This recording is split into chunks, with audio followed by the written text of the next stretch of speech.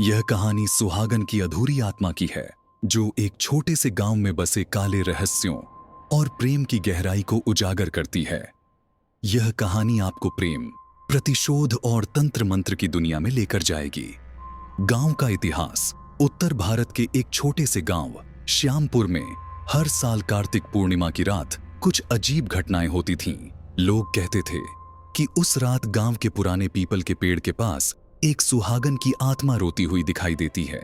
कोई कहता कि वह अपने पति के लिए रो रही है, तो कोई कहता कि वह बदला लेने आई है। गांव के बुजुर्गों के अनुसार लगभग 50 साल पहले यह गांव बेहद समृद्ध और खुशहाल था।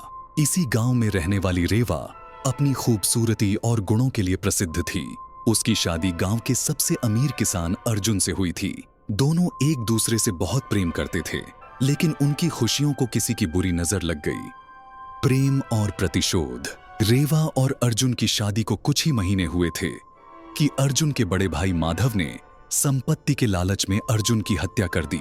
माधव ने इस हत्या को एक हादसे का रूप दे दिया, लेकिन रेवा को सच पता चल गया। उसने माधव से बदला लेने की ठानी। रेवा ने गांव के एक मशहूर तांत्रिक भैरवनाथ से संपर्क किया।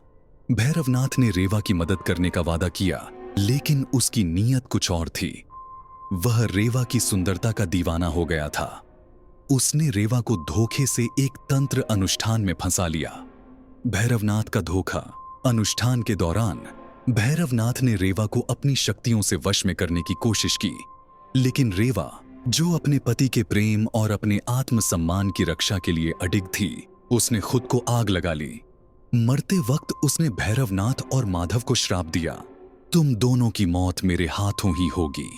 मैं तब तक चैन से नहीं बैठूंगी जब तक मेरी आत्मा को न्याय नहीं मिलता।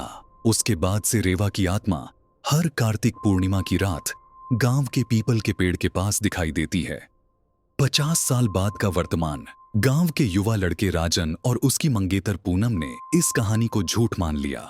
दोनों ने कार्तिक पूर्णिमा की रात पीपल के पेड़ के पास जाने की ठानी। जैसे ही वे पेड़ के पास पहुंचे, उन्हें एक सफेद साड़ी पहने हुई औरत दिखाई दी। उसकी आंखों से आंसू बह रहे थे। वह औरत अचानक से गायब हो गई और राजन के शरीर में प्रवेश कर गई। राजन की आंखें लाल हो गईं और उसकी आवाज बदल गई। वह अब रेवा की आत्मा थी। अधूरी कहानी का अंत।